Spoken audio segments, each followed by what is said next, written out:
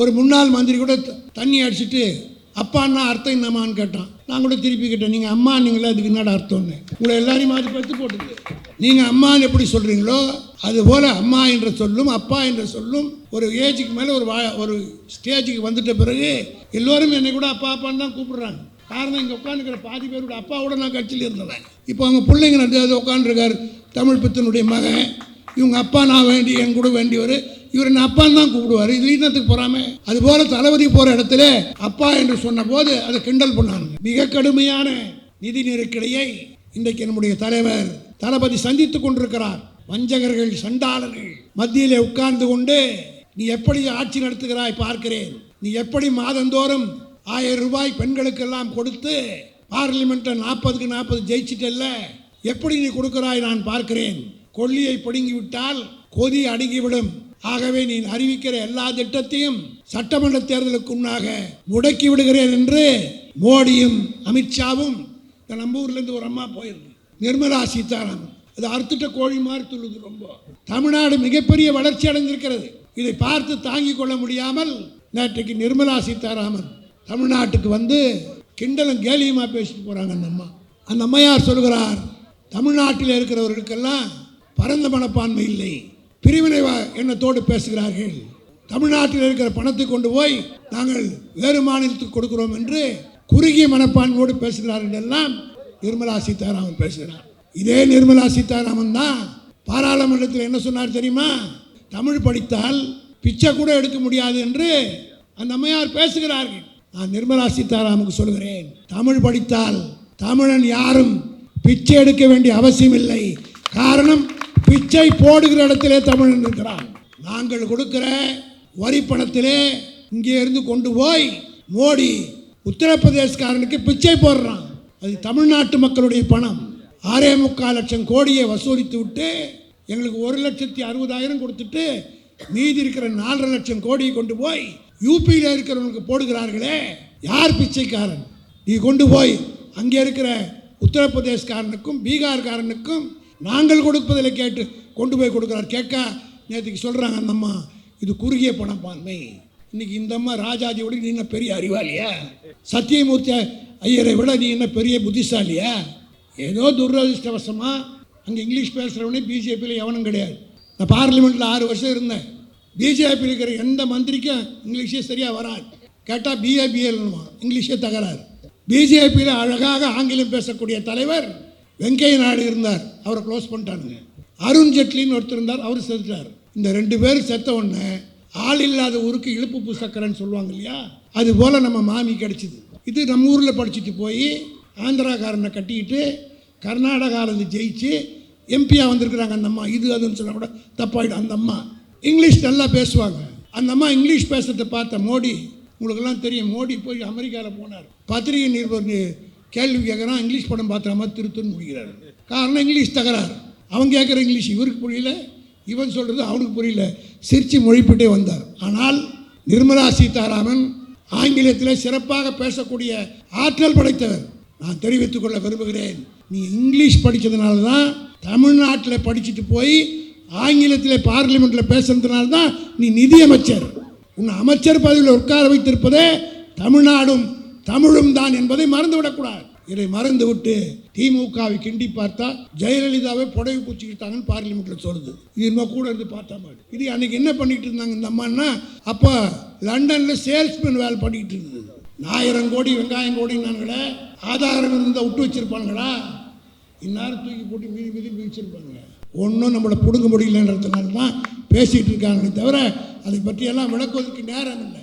அதை பற்றி பேச வேண்டும் என்று சொன்னால் அப்படி ஒரு விசாரணை வந்தால் அதில் முதலில் உள்ளே போகிறவன் எடப்பாடி தானே தவிர வேறு யாரும் இல்லை என்பதை அதுக்கப்புறம் பார்த்துக்கலாம். 1000 கோடி இப்படி தான் சொன்னானுங்க 2011 ராஜாவை பற்றி.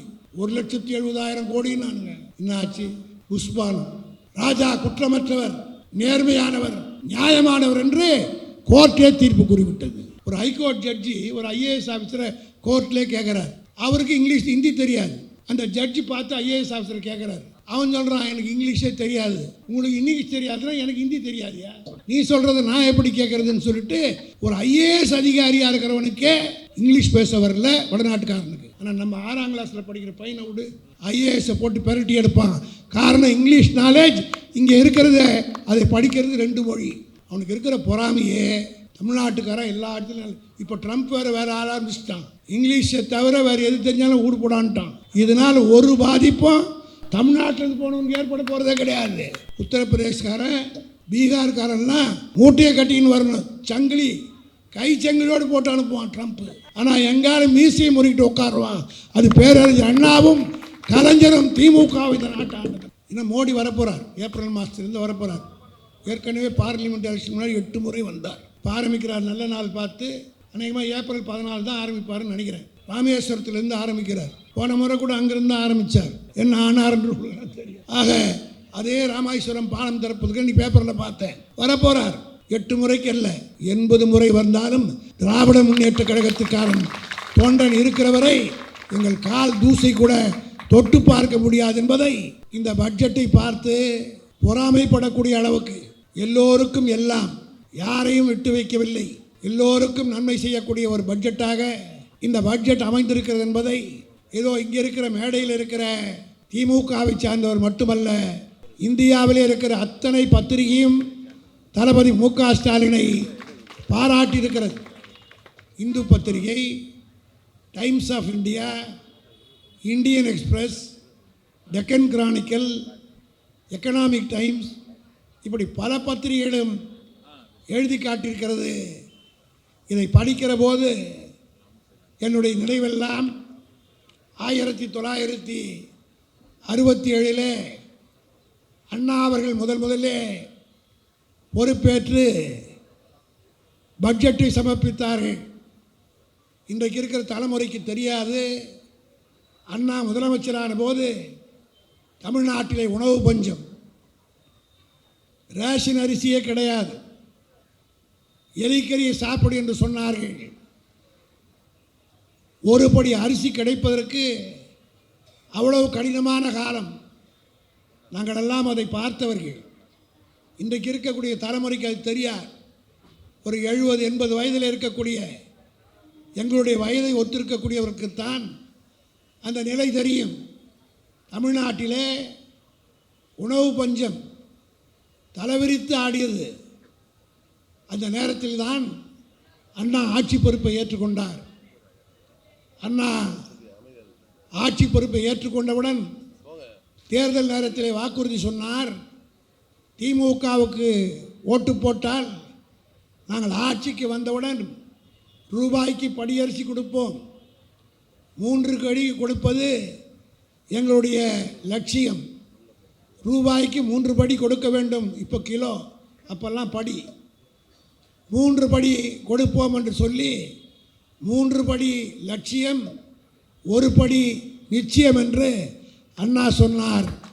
மார்ச் மாதம் தேர்தல் முடிந்து பொறுப்பேற்று கொண்ட போது கஜானாவை கிடந்து பார்த்துவிட்டு கடற்கரை கூட்டத்திலே மார்ச் 9ஆம் தேதி பேசுகிற போது அண்ணா சொல்லுகிறார், மிகுந்த ஆர்வத்தோடு கஜானாவினுடைய கதவுகளை நான் திறந்து பார்த்தேன். ஆனால் அங்கே பணத்திற்கு பதிலாக கடன் பத்திரம்தான் இருந்தது. களஞ்சேத்தி பார்த்தால் அதுவும் காலியாக இருந்தது. சொல்லிவிட்டு அண்ணா சொன்னார், களஞ்சியம் காலியாக இருக்கலாம், கஜானா காலியாக இருக்கலாம், ஆனால் அண்ணாதுரையினுடைய மூளை மண்டை காலி இல்லை என்று சொல்லி அண்ணா சொல்லிவிட்டு மார்ச் மாதத்திலே இருந்து 2 மாதத்தில் ரூபாய்க்கு படியரிசியை முதலில் கோவைக்கும் சென்னைக்கும் கொடுத்த அண்ணா அவர்கள் அந்த பட்ஜெட்டை சமர்ப்பித்த நேரத்தில் இந்தியன் எக்ஸ்பிரஸ் பத்திரிகை எழுதியது, இந்த budget tapping the rich and patting the poor, அதாவது பணக்காரனிடத்திலிருந்து வாங்கி ஏழைகளுக்கு கொடுக்கிற பட்ஜெட் என்று அண்ணாவுடைய பட்ஜெட்டை எல்லா பத்திரிகையும் எழுதியது. அதற்கு பின்னால் இன்றைக்கு மனம் திறந்து சொல்கிறேன், நம்முடைய தளபதி மு.க. ஸ்டாலினுடைய பட்ஜெட்டை தான் அண்ணா பட்ஜெட்டை பாராட்டியதை போல எல்லா பத்திரிகையும் பாராட்டி எழுதியிருக்கிறது. காரணம், அண்ணா சந்தித்ததை விட மிக கடுமையான நிதி நெருக்கடியை இன்றைக்கு நம்முடைய தலைவர் தளபதி சந்தித்துக் கொண்டிருக்கிறார். வஞ்சகர்கள், சண்டாளர்கள் மத்தியிலே உட்கார்ந்து கொண்டு நீ எப்படி ஆட்சி நடத்துகிறாய் பார்க்கிறேன், நீ எப்படி மாதந்தோறும் 1000 ரூபாய் பெண்களுக்கெல்லாம் கொடுத்து பார்லிமெண்ட்டில் 40க்கு 40 ஜெயிச்சிட்டல்ல, எப்படி நீ கொடுக்கிறாய் நான் பார்க்கிறேன். கொள்ளியை பிடுங்கிவிட்டால் கொதி அடங்கிவிடும். ஆகவே நீ அறிவிக்கிற எல்லா திட்டத்தையும் சட்டமன்ற தேர்தலுக்கு முன்னாக முடக்கி விடுகிறேன் என்று மோடியும் அமித்ஷாவும், நம்ம ஊர்லேருந்து ஒரு அம்மா போயிருக்கு, நிர்மலா சீதாராமன், அது அறுத்துட்ட கோழி மாதிரி துள்ளுது ரொம்ப. நேற்று கூட இங்கே பேசிவிட்டு போயிருக்கிறார்கள் அந்த அம்மையார் அவர்கள். அதற்கு பின்னாலே நான் வருகிறேன். எல்லோரும் சேர்ந்து நம்மை பழிவாங்கலாம் என்று நினைத்தார்கள். ஆனால் தளபதி மு.க. ஸ்டாலின் அவர்கள் சட்டமன்றத்திலே தெளிவாக சொன்னார், நீங்கள் பணம் கல்விக்காக பணத்தை கொடுக்க மறுத்தாலும் பரவாயில்லை, இந்தியா பூராவிலும் மோடி எவ்வளவு தெரியுமா கல்விக்கு கொடுக்கிறார்? 78,000 கோடி. இந்தியாவுடைய பட்ஜெட்டில் கல்விக்காக பிஜேபி அரசு, மோடி அரசு காஷ்மீரத்திலிருந்து கன்னியாகுமரி வரை 78 கோடி தான் ஒதுக்கியிருக்கிறது. ஆனால் தமிழ்நாட்டுக்கு மட்டும் நம்முடைய தளபதி 46,000 கோடியை ஒதுக்கியிருக்கிறார். அதுக்கு என்ன காரணம்? இந்த நாட்டிலே படிப்பு இருந்தால்தான் உயர முடியும், அதிலும் பெண் கல்வி இருந்தால்தான் நாடு வளர முடியும் என்று உணர்ந்து இன்றைக்கு அந்த திட்டத்தை அறிவித்திருக்கிறார். இதை தாங்கிக் கொள்ள முடியாமல் அமித்ஷா ஒரு பக்கம் கத்துக்கிறார். இன்னும் மோடி வரப்போகிறார், ஏப்ரல் மாதத்திலிருந்து வரப்போகிறார். ஏற்கனவே பார்லிமெண்ட் எலெக்ஷன் முன்னாடி 8 முறை வந்தார். இப்போ ஆரம்பிக்கிறார், நல்ல நாள் பார்த்து. அநேகமாக ஏப்ரல் 14 தான் ஆரம்பிப்பார்னு நினைக்கிறேன். ராமேஸ்வரத்திலேருந்து ஆரம்பிக்கிறார். போன முறை கூட அங்கேருந்து ஆரம்பித்தார். என்ன ஆனார்ன்று தெரியும். ஆக அதே ராமேஸ்வரம் பாலம் திறப்பதுக்கு நீ பேப்பரில் பார்த்தேன். வரப்போகிறார். 8 முறைக்கு அல்ல, 80 முறை வந்தாலும் திராவிட முன்னேற்ற கழகத்துக்காரன் தொண்டன் இருக்கிறவரை எங்கள் கால் தூசை கூட தொட்டு பார்க்க முடியாது என்பதை நான் மிகுந்த பணிவோடு தெரிவித்துக் கொள்வதற்கு காரணம், கட்சி இன்றைக்கு நன்றாக இருக்கிறது. நான் உள்ளபடியே சந்தோஷப்படுகிறேன். குறிப்பாக இந்த வடசென்னை பகுதியில், குறிப்பாக சேகர் பொறுப்பேற்றுக் கொண்ட பிறகு பழைய கட்சிக்காரருடைய முகங்களை எல்லாம் கூட்டங்களிலே பார்க்க முடிகிறது. அதுக்கு இடையில் கொஞ்ச நாள் இல்லை, உள்ளதை உள்ளபடி பேசுகிறவன் நான். ஆகவே ஒன்று மட்டும் சொல்கிறேன், பழையவர்கள் இருந்தால்தான் புதியவர்களும் உற்சாகத்தோடு வாழ முடியும் என்கிற உணர்வு இருந்தால்தான். அதற்காக தான் கலைஞர் ரொம்ப அழகாக தென்னை மரத்தை உதாரணத்துக்கு காட்டினார். தென்னை மரத்தில் ஒவ்வொரு ஓலையும் விழுந்த பிறகு அந்த வடு இருக்கிறத அதை வச்சு தான் ஏறி தேங்காயே பறிக்க முடியும். விழுந்தெடுத்து ஓலைங்கிறதுக்காக நீங்கள் ஓரம் கட்டிட்டீங்கன்னு வச்சுக்க, தேங்காயை போய் பறிக்க முடியாது. நான் எனக்கு வயசாகிடுச்சுன்றதுக்காக சொல்லுங்கள். என்ன போன்ற கட்சிக்காரர்கள் மட்டுமல்ல, இந்த இயக்கத்துக்காக உழைத்தவனெல்லாம் உரிய அவன் ஒன்றும் கூட பதிவாக கேட்க போகிறான். இருக்கிறது மொத்தமே 200 கவுன்சிலர் தான். இந்த டிவிஷனில் 2000 பேர் இருக்கிறாங்க. அத்தனை பேரும் கவுன்சிலர் எதிர்பார்க்குறாங்க. ஒன்றும் கிடையாது. மரியாதை, அன்பு, பாசம், இதை தவிர எதையும் எதிர்பார்க்கவில்லை. இன்றைக்கு தளபதி கேட்டுக்கொண்டதற்கு எல்லா பகுதியும் நான் கூட இன்றைக்கு சொன்னதை போல காலையில் திருமணத்திற்கு போனேன். நேற்று இரவு கூட்டம் முடித்து விட்டு 11 மணிக்கு ரயில் ஏறி வெடிகாலை 4:30 மணிக்கெல்லாம் கும்பகோணம் போய் சேர்ந்து காலையிலே 6-7 ஒரு திருமணம், 10 மணியிலிருந்து 12 மணி வரை ஒரு வரவேற்பு, ஒன்றிய செயலாளருடைய வரவேற்பு. அதை முடித்து விட்டு 12 மணி அளவிலே ரயில் ஏறி 6:30 மணிக்கு தான் வந்தேன். நம்முடைய பொதுக்குழு உறுப்பினர், என்னை எல்லா கூட்டத்துக்கும் அழைத்து வருகிற ராயபுரம் பொதுக்குழு உறுப்பினர் சிவா அவர்கள் ரயில்வே ஸ்டேஷனுக்கு வந்து அழைத்து நேராக கொண்டு வந்துட்டார். ஏன் இதை சொல்கிறேன் என்றால், ஒவ்வொரு பகுதியில் அங்கே போய் கட்சிக்காரில் பழைய ஆட்கள்லாம் பார்க்குற போது ஒரு டானிக் சாப்பிட்டா மாதிரி இருக்குது, ஒரு புதுசா. அதாவது நீ காலையில் கல்யாணத்துக்கு போனேன், அங்கே பார்த்தா எல்லாம் 60 வருஷத்துக்கு முன்னாடி நான் பார்த்தாள், 50 வருஷத்துக்கு முன்னாடி பார்த்தாள், எல்லோரும் வந்து பேசி என்னோடு புகைப்படம் எடுத்துக்கொள்கிற போது இதுதான் அண்ணா வளர்த்த குடும்ப பாசம். அந்த பாசம் இருக்கிறதுனால தான் இந்த கட்சி இன்னும் வாழ்ந்து கொண்டிருக்கிறது. 75 வருஷம் ஆகியும் இந்த எனக்கு நமக்கு பின்னாடி வந்தவெல்லாம் பாதி பேர் கட்சி கழிச்சிட்டு போட்டான். அழிப்பேன் திமுகன்னு தோன்றவெல்லாம் பாதி பேர் காணும். ஆனால் நாம் மட்டும் உறுதியாக இருப்பதற்கு காரணம் அஸ்திவாரமும் நம்முடைய கழக தொண்டரிடத்தில் உறுதிமொழி தான். பொதுவாகவே இவ்வளோ கூட்டங்கள் முன்னெல்லாம் வராது, ஆளுங்கட்சி ஆகிட்டா. என்னைக்கு மோடி மேலே பாய ஆரம்பித்தாரோ எல்லா தொண்டனும் கூட்டத்துக்கு வந்து நிற்க ஆரம்பிச்சிட்டான். திமுகவுக்கு ஒரு சோதனை என்றால் தொண்டன் எந்த காலத்தில் விட்டு கொடுக்க மாட்டான். அதை பார்த்த பிறகு தான் இப்போ எல்லாம் பயப்படுறான்.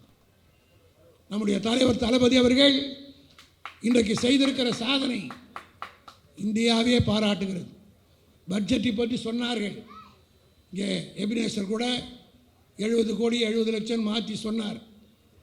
இருந்தாலும் அதெல்லாம் கூட 70 கோடி இல்லை 80 கோடி இல்லை, அவர் நிறைய வாங்கியிருக்கிறார் இந்த தொகுதிக்கு. ஆனால் எனக்கு இந்த பட்ஜெட்டில் உள்ளபடியே நான் பார்க்கிற போது தாய்மானவர் என்று சொல்கிறார்களே, போகிற இடத்துலலாம் தாய்மார்கள் குழந்தைகள் எல்லாம் தளபதி பார்த்து அப்பா அப்பான்னு கூப்பிட்றதை பார்த்து கிண்டல் பண்ணாங்க. ஒரு முன்னாள் மந்திரி கூட தண்ணி அடிச்சுட்டு அப்பான்னா அர்த்தம் என்னம்மான்னு கேட்டான். நான் கூட திருப்பி கேட்டேன், நீங்கள் அம்மா நீங்களே அதுக்கு என்னடா அர்த்தம்னு. உங்களை எல்லாரையும் மாதிரி பத்து போட்டுது. நீங்கள் அம்மான்னு எப்படி சொல்கிறீங்களோ அதுபோல் அம்மா என்ற சொல்லும் அப்பா என்ற சொல்லும் ஒரு ஏஜுக்கு மேலே ஒரு ஸ்டேஜுக்கு வந்துட்ட பிறகு எல்லோரும் என்னை கூட அப்பா அப்பான்னு தான் கூப்பிடுறாங்க.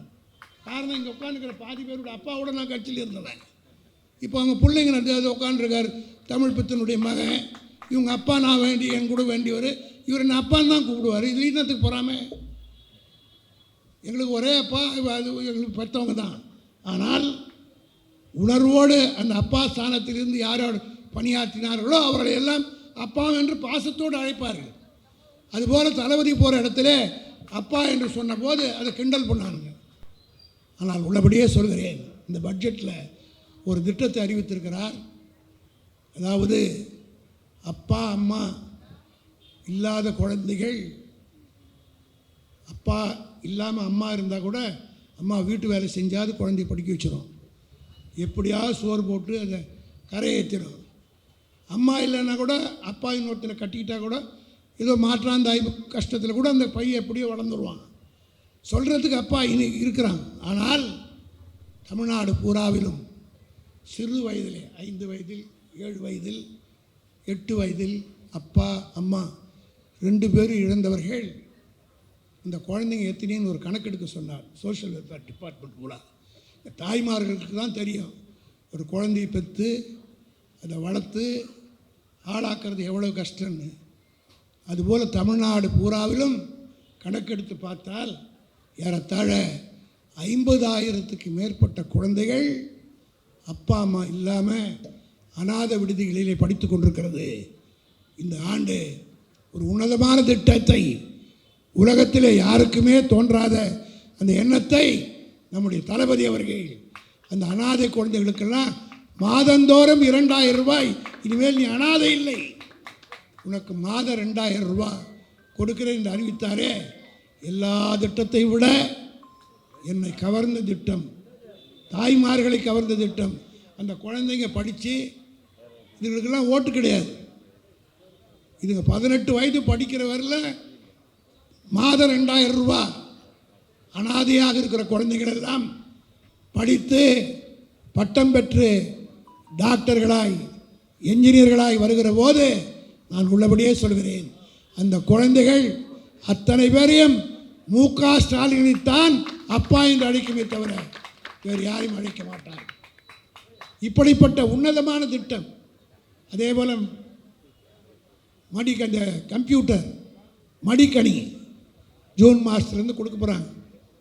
இது போன்ற திட்டங்களை அறிவிக்கிற காரணத்தினால்தான் தமிழ்நாடு மிகப்பெரிய வளர்ச்சி அடைந்திருக்கிறது.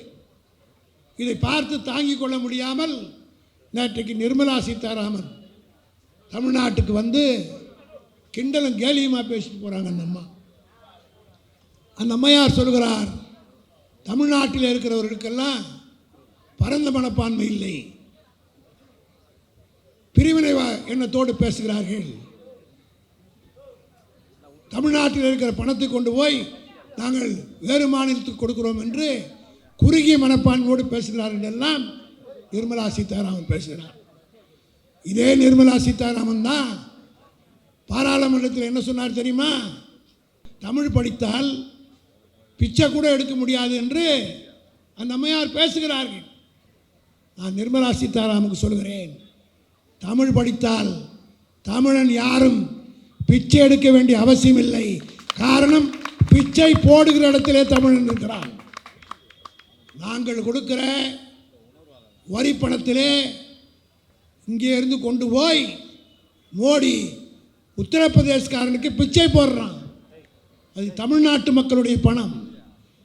6.25 லட்சம் கோடியை வசூலித்து விட்டு எங்களுக்கு 1,60,60,000 கொடுத்துட்டு மீதி இருக்கிற 4.5 லட்சம் கோடியை கொண்டு போய் யூபியில் இருக்கிறவங்களுக்கு போடுகிறார்களே, யார் பிச்சைக்காரன்? நீ கொண்டு போய் அங்கே இருக்கிற உத்தரப்பிரதேசக்காரனுக்கும் பீகார்காரனுக்கும் நாங்கள் கொடுப்பதில் கேட்டு கொண்டு போய் கொடுக்குறார். கேட்க நேற்றுக்கு சொல்கிறாங்க அந்த அம்மா, இது குறுகிய பணப்பான்மை, எல்லோரையும் சமமாக தான் சரி பண்ணணும். நேரடியாக பத்திரிகையால் வந்திருக்கிற காரணத்தினால் நேரடியாக நான் கேள்வி கேட்கிறேன். இப்போ கார்பரேஷன் சென்னை கார்பரேஷன் 200 கவுன்சிலர் இருக்கிறாங்க. இதனுடைய வருமானம் எவ்வளோ? இந்த வருமானத்துக்கும் பக்கத்திலே ஆவடி கார்பரேஷன் இருக்குது, தாம்பரம் கார்பரேஷன் இருக்குது. சென்னை கார்பரேஷன் பணத்திலிருந்து ஒரு பைசா கூட கொண்டு போய் ஆவடிக்கு செலவு பண்ண முடியாது. காரணம், இங்கே இருக்கிற வரி கட்டுற ப்ராப்பர்ட்டி டேக்ஸு, ப்ரொஃபஷனல் டேக்ஸு, மற்ற டேக்ஸை எல்லாம் கார்பரேஷன் வசூல் பண்ணுது. இந்த கார்பரேஷனுக்குள் வசூல் பண்ணுற டேக்ஸை சென்னை கார்பரேஷனுக்கு தான் இங்கே செலவு பண்ணுமே தவிர உபரியாக பணம் இருந்தால் கூட ஆவடி கொடுக்க முடியாது, தாம்பரத்துக்கு கொடுக்க முடியாது. அங்கே எல்லாம் பணம் கிடையாது.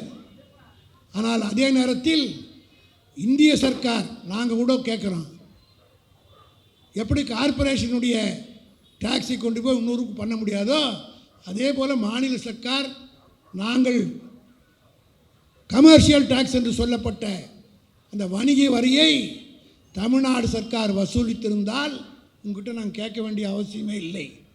மொத்த பணத்தையும் நாங்கள் வசூல் பண்ணி நாங்களே செஞ்சுருப்போம். மொத்த பணத்தை நீ ஜிஎஸ்டியாக வாங்கி கொண்டு போன காரணத்தினாலே தான் அந்த பணத்தை கேட்கிறோமே தவிர எங்கள் பணம் கார்பரேஷன் டேக்ஸ்க்கு எப்படியோ அதுபோல் கமர்ஷியல் டேக்ஸ் எங்ககிட்ட இருந்ததுன்னா நாங்கள் எங்கள் செலவை நாங்கள் பண்ணி உங்கள்கிட்ட ஏன் கேட்க போகிறோம்? எதுக்காக நாங்கள் இதுவரை கேட்டோமா? தமிழ்நாடு தானே வளர்ந்தது. 1967 இங்கே சேகர் சுட்டி காட்டியதைப் போல இருமொழி கொள்கை படித்ததுனால்தான் இந்தியாவிலேயே எல்லா இடத்திலும் ஆஃபீஸராக இருக்கிறவங்க பூரா நம்மாள். உலகத்திலேயே அதிக சம்பளம் வாங்குகிற சுந்தர் பிச்சை தமிழ்நாட்டில் இங்கேருந்து படிச்சுட்டு போனவன் தான். அமெரிக்காவிலே, கனடாவிலே, லண்டனில் எல்லா இடத்துலையும் நீங்கள் பார்த்தீங்கன்னா இந்தியன் எக்ஸ்பிரஸில் ஒரு ஆர்டிக்கல் எழுதியிருந்தான்.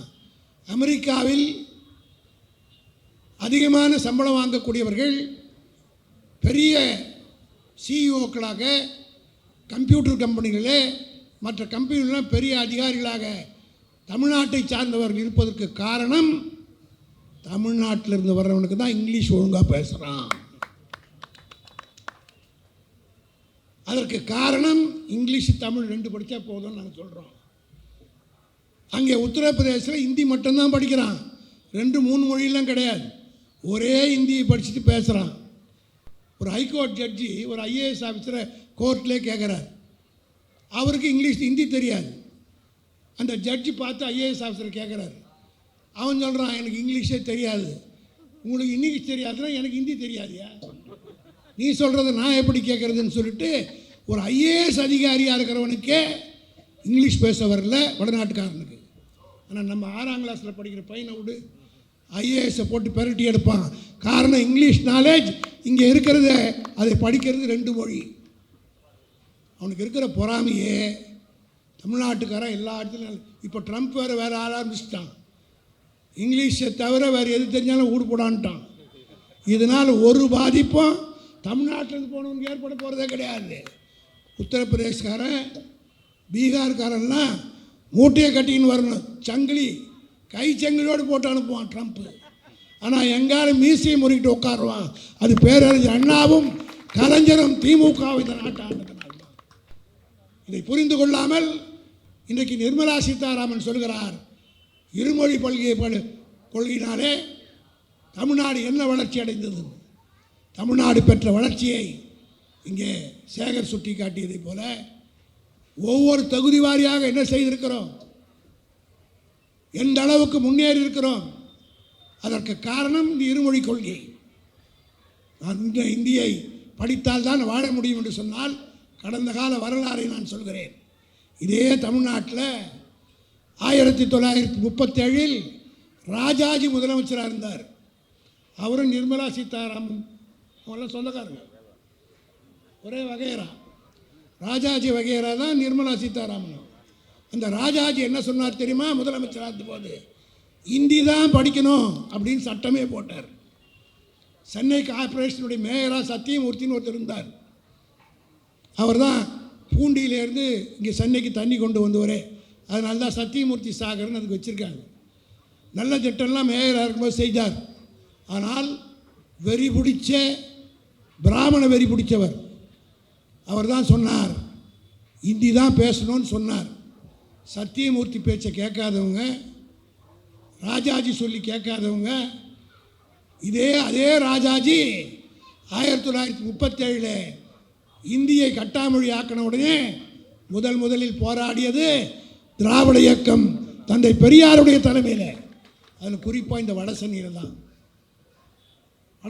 அந்த போராட்டம் நடைபெற்றது. பக்கத்தில் இருக்கிற மூலகொத்திரத்தில் தான் தாளமுத்து நடராஜன் 2 பேர் ஜெயிலே செத்தாங்க. அந்த 2 பேர் செத்த பிறகு தான் அன்றைக்கு வெள்ளக்கார ஆட்சியில் ராஜாஜி போட்ட இந்தி, கட்டாய இந்தியை ஒரு வெள்ளக்கார கவர்னர் முடியாது என்று ரத்து செய்தான். காரணம் திராவிட இயக்கம் நடத்திய போராட்டம், பெரியார் செய்த போராட்டம். அந்த போராட்டத்தில் இந்த கவர்னர் கூப்பிட்டு பேசினார், இந்திய எதிர்ப்பு போராட்டத்தை கைவிட்டுருங்க, நான் இந்தியை இல்லைன்னு ஆக்கிடுறேன், நீங்களே முதலமைச்சராக வாங்கன்னு பெரியார் கேட்டார். பெரியார் சொன்னார், முதலமைச்சராக வேண்டிய அவசியம் எனக்கு இல்லை, நான் எதிர்கட்சியாக இருந்தே நான் நினைத்த இந்தியை ஒழித்து விட்டேன், ஆட்சி எனக்கு தேவையில்லை என்று வந்தவர் தான் தந்தை பெரியார். 1937-40 அன்னைக்கு இந்தியை ஓட்டிட்டோம். அதே ராஜாஜி 1967 நம்ம மேடைக்கு வந்து என்ன சொன்னார் தெரியுமா? இந்தி நெவர், இங்கிலீஷ் எவர் என்று சொன்னார். இந்தி கூடாது, ஆங்கிலம் தொடரும் என்று எந்த ராஜாஜி உத்தரவு போட்டாரோ அதே ராஜாஜியை சொல்ல வைத்த கட்சி திராவிட முன்னேற்ற கழகம் என்பதை மறந்துவிடக்கூடாது. இன்னைக்கு இந்த அம்மா ராஜாஜியோட நீ என்ன பெரிய அறிவாளியா? சத்தியமூர்த்தி ஐயரை விட நீ என்ன பெரிய புத்திசாலியா? ஏதோ துரதிருஷ்டவசமாக அங்கே இங்கிலீஷ் பேசுகிறவனே பிஜேபியில் எவனும் கிடையாது. நான் பார்லிமெண்ட்டில் 6 வருஷம் இருந்தேன். பிஜேபியில் இருக்கிற எந்த மந்திரிக்கும் இங்கிலீஷே சரியாக வராது. கேட்டால் பிஏபிஎல்னுமா, இங்கிலீஷே தகராறு. பிஜேபியில் அழகாக ஆங்கிலம் பேசக்கூடிய தலைவர் வெங்கையா நாயுடு இருந்தார், அவரை க்ளோஸ் பண்ணிட்டானுங்க. அருண் ஜெட்லின்னு ஒருத்தர் இருந்தார், அவர் செத்துட்டார். இந்த 2 பேர் செத்த உடனே ஆள் இல்லாத ஊருக்கு இழுப்பு சக்கரைன்னு சொல்லுவாங்க இல்லையா, அதுபோல் நம்ம மாமி கிடச்சிது. இது நம்ம ஊரில் படிச்சுட்டு போய் ஆந்திராக்காரனை கட்டிக்கிட்டு கர்நாடகாவிலேருந்து ஜெயிச்சு எம்பியாக வந்திருக்கிறாங்க அந்த அம்மா. இது அதுன்னு சொன்னால் கூட தப்பாயிடும். அந்த அம்மா இங்கிலீஷ் நல்லா பேசுவாங்க. அந்த அம்மா இங்கிலீஷ் பேசுகிறத பார்த்த மோடி, உங்களுக்கெல்லாம் தெரியும், மோடி போய் அமெரிக்காவில் போனார். பத்திரிகை நிருபர் கேள்வி கேட்குறான், இங்கிலீஷ் படம் பார்த்துற மாதிரி திருத்துன்னு முடிக்கிறார். காரணம் இங்கிலீஷ் தகராறு. அவன் கேட்குற இங்கிலீஷ் இவருக்கு புரியல, இவன் சொல்கிறது அவனுக்கு புரியல, சிரித்து மொழிப்பிட்டே வந்தார். ஆனால் நிர்மலா சீதாராமன் ஆங்கிலத்தில் சிறப்பாக பேசக்கூடிய ஆற்றல் படைத்தவர். நான் தெரிவித்துக் கொள்ள விரும்புகிறேன், நீ இங்கிலீஷ் படித்ததுனால தான் தமிழ்நாட்டில் படிச்சுட்டு போய் ஆங்கிலத்தில் பார்லிமெண்ட்டில் பேசுறதுனால தான் நீ நிதியமைச்சர். உன்னை அமைச்சர் பதவியில் உட்கார வைத்திருப்பதே தமிழ்நாடும் தமிழும் தான் என்பதை மறந்துவிடக்கூடாது. இதை மறந்துவிட்டு திமுகவை கிண்டி பார்த்தா ஜெயலலிதாவை புடவை பூச்சிக்கிட்டாங்கன்னு பார்லிமெண்ட்டில் சொல்லுது. இது நம்ம கூட இருந்து பார்த்தா மாதிரி. இது அன்றைக்கி என்ன பண்ணிகிட்டு இருந்தாங்க இந்த அம்மான்னா, அப்போ லண்டனில் சேல்ஸ்மேன் வேலை பண்ணிக்கிட்டு இருந்தது. இந்த சம்பவம்லாம் ஊருக்கா விற்றுந்தான், நான் சொல்ல இவர் சொல்கிறாரு. ஆக ஊருக்காட்டு லண்டனில் விற்றுக்கிட்டு இருந்தது. அந்த ஊருக்கா விற்றுக்கிட்டு இருந்த அம்மாவுக்கு இது என்ன தெரியும்? பார்லிமெண்ட்டில் பேசுது. ஜெயலலிதாவுக்கு நடந்த கதை அதுக்காக தெரியுமா? துரைமுருகன் பிடிச்சி இழுத்தாருன்னு சொல்கிறாங்க. அதே துரைமுருகனோட 96 கொஞ்சம் உட்காந்தாங்க 2 பேரும் அசம்பிளியில். 96 2001 2011 2016 வரை எதிரில் தான் நம்முடைய துரைமுருகன் உட்கார்ந்திருந்தார். ஜெயலலிதா எப்படிப்பட்ட சுபாவம் படைத்தவர் என்பது எனக்கு தான் தெரியும். காரணம், அந்த அம்மா மேலே கேஸ் போட்ட போது என்னென்ன பாடுபடுத்தினார்கள் செத்து போட்டாங்க சொல்லக்கூடாது. எதையோ செய்து பார்த்தார்கள். கடைசியாக ஒன்றும் பண்ண முடியல. என்னுடைய மனைவி கார்ப்பரேஷனில் டாக்டராக பணியாற்றி கொண்டிருந்தார். அப்பொழுது கமிஷனராக இந்த சேகர் சொன்னதுனால அதை நான் சொல்கிறேன். அன்றைக்கி கமிஷனராக இந்த விஜயகுமார் எனக்கு அழைத்து என்னிடத்தில் சொன்னேன். இப்போ இருக்கார் அந்த விஜயகுமார் ஐஏஎஸ் கமிஷனராக இருந்தவர். எங்க மேடத்தை நீங்கள் ரொம்ப தொந்தரவு பண்ணிட்டீங்களா? நான் என்ன சார் பண்ணேன்? நான் ஒரு தொந்தரவும் பண்ணலையேன்னு. அப்போ நான் ஆலந்தூர் சேர்மன். 8 வருஷமாக அந்த அம்மா தூக்கத்தை நீங்கள் கலைச்சிட்டிங்களா? உங்கள் மேலே ஏதோ கேஸ் போடணுன்ட்டு நீங்கள் சேர்மனாக இருந்த நகராட்சியில் தோண்டி பார்த்தாங்க, எதுவும் கிடைக்கலையா? ஆகவே உங்கள் தூக்கத்தை கலைக்கணுன்னா ஒரே வழி, உங்கள் மனைவியை சஸ்பெண்ட் பண்ணணும் அப்படின்னு என்கிட்ட சொல்லிட்டாங்க சார்னு ஓப்பனாக என்னையும் என் பக்கத்தில் மா சுப்பிரமணியம் இன்றைக்கி அமைச்சராக இருக்கிற மா சுப்பிரமணியம் கல்யாண சுந்தரம் கார்ப்பரேஷன் கவுன்சிலராக இருந்தார். 2 பேர் தான் என் கூட வந்தாங்க. அவங்க 2 பேரும் வச்சுக்கிட்டு விஜயகுமார் சொன்னார். நான் அவரை பார்த்து கேட்டேன், போன வாரம் தானே சார் சிறந்த டாக்டர்னு ஜெயலலிதாவே பட்டம் கொடுத்துருக்காங்க. அதுக்கு முந்தின வாரம் தான் இந்த மாதிரி சிறந்த டாக்டர்னு கொடுத்துருக்காங்க. நான் சொன்னேன், நான் வேறு மாதிரி சொன்ன தப்பாயிடும். என்னுடைய தூக்கத்தை எவனாலும் கிடைக்க முடியாது. நான் ரொம்ப நிம்மதியாக தூங்குறவன்.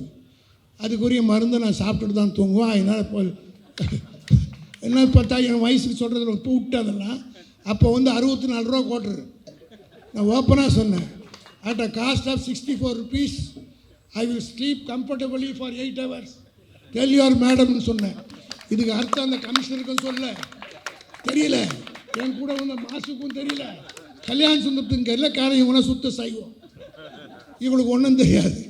நான் சொல்லிட்டு சிரிச்சுக்கிட்டே வெளியில் வந்துட்ட பிறகு என்னென்ன 64 ரூபாய் என்ன மாத்திரைன்னு கேட்டேன்.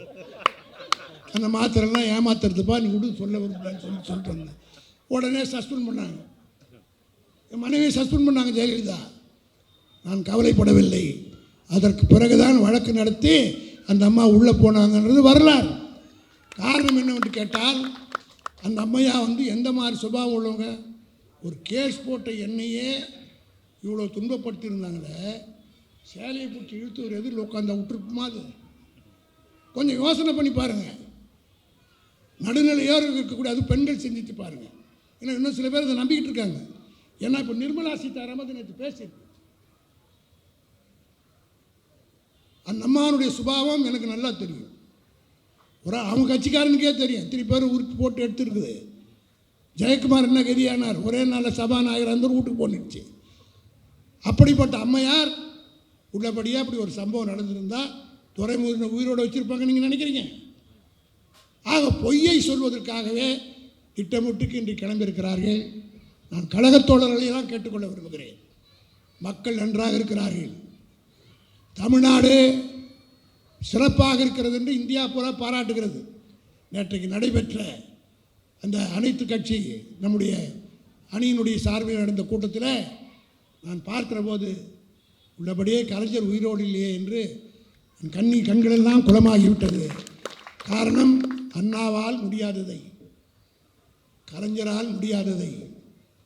அண்ணா திராவிட நாடு கேட்ட நேரத்தில் அண்ணாவை பார்த்து கேட்டார்கள், அண்ணாதுரைக்கு தமிழ்நாட்டை விட்டு பக்கத்தில் இருக்கிற சித்தூரில் போனால் அவர் ஏற்றுக்கொள்வார்களான்னு கேட்டார்கள்.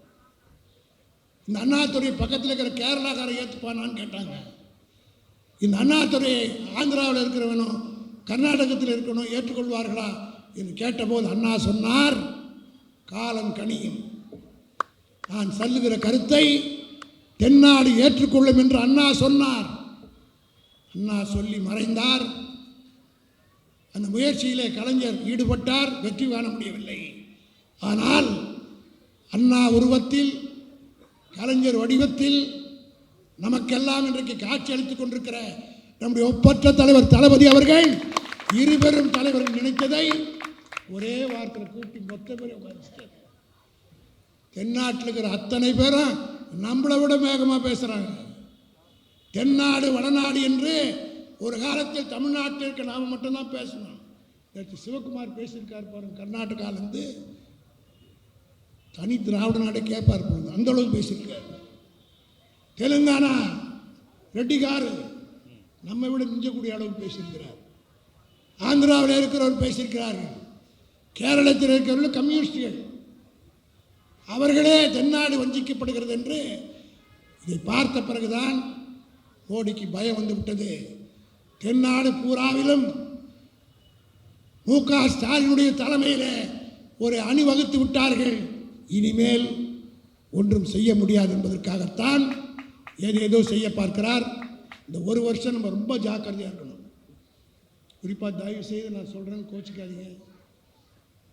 இவ்வளோ கஷ்டப்பட்டு கட்சிக்கு நல்ல காரியங்கள் எல்லாம் தளபதி செய்கிறார். மக்கள் நல்லபடியாக நம்மளை ஆதரிக்கிறாங்க. நானும் 4 முறை சேர்மனாக இருந்தவன். அந்த அடிப்படையில் சொல்கிறேன், ஒரு ஆட்சிக்கும் கட்சிக்கும் நல்ல பேர் வாங்கி கொடுக்கிறது உள்ளாட்சியில் இருக்கக்கூடியது தான். நான் மிகுந்த உரிமையோடு கேட்டுக்கொள்ள விரும்புகிறேன். நம் தலைவர் படுகிற கஷ்டத்தை பாருங்கள். 24 மணி நேரத்தில் 20 மணி நேரம் உழைக்கிறார். அவர் உழைப்பெல்லாம் வீணாக்கி விடக்கூடாது. மக்கள் மத்தியில் நமக்கு இருக்கிற செல்வாக்கை கூட்டில் என்ன கூட கெடுக்காமல் இருக்கிறதுக்கு நம்முடைய நண்பர்கள் எல்லாம் கடமை உணர்ச்சியோடு பணியாற்ற வேண்டும். காரணம், மத்தியிலே இருப்பவன் எங்கே நாம் மாட்டுவோம் என்று வாய் பிளந்த ஓநாயாக வட்டமிடும் கழுகாக தமிழ்நாட்டில் வந்து கொண்டிருக்கிறார்கள். 1000 கோடி வெங்காயம் கோடினாங்களே, ஆதாரம் இருந்தால் விட்டு வச்சிருப்பாங்களா? இந்நேரம் தூக்கி போட்டு மீதி வச்சிருப்பாங்க. ஒன்றும் நம்மளை பிடுங்க முடியலன்றதுனால தான் பேசிகிட்டு இருக்காங்களே தவிர அதை பற்றியெல்லாம் விளக்குவதற்கு நேரம் இல்லை. அதை பற்றி பேச வேண்டும் என்று சொன்னால் அப்படி ஒரு விசாரணை வந்தால் அதில் முதலில் உள்ளே போகிறவன் எடப்பாடி தானே தவிர வேறு யாரும் இல்லை என்பதை அதுக்கப்புறம் பார்த்துக்கலாம். 1000 கோடி இப்படி தான் சொன்னானுங்க 2011 ராஜாவை பற்றி. 1,70,70,000 கோடின்னானுங்க. என்ன ஆச்சு? புஷ்பானம். ராஜா குற்றமற்றவர், நேர்மையானவர், நியாயமானவர் என்று கோர்ட்டே தீர்ப்பு கூறிவிட்டது.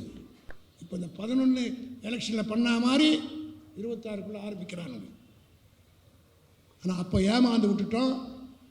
இப்போ இருக்கக்கூடிய திமுக தொண்டர்கள் நித்த முரசொலியை நீங்கள் படிக்கணும், தலையங்கத்தை படிக்கணும், விளக்கங்களை ஏற்றுக்கொண்டு ஒவ்வொருவரும் பிரச்சாரம் செய்ய வேண்டும்.